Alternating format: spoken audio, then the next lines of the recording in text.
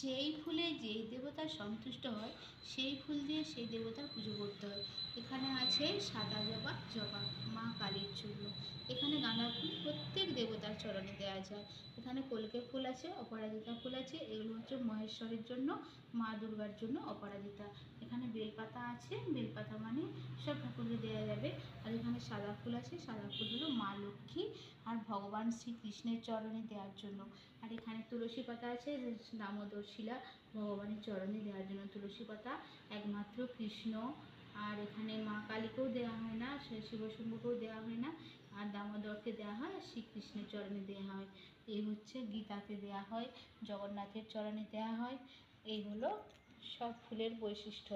যেই দেবতা যেই ফুলে সন্তুষ্ট হয় সেই ফুল দিয়েই কিন্তু সেই দেবতার পুজো দিতে হয়। তো চলো, আজকের ভিডিওটা এখানেই শেষ করলাম।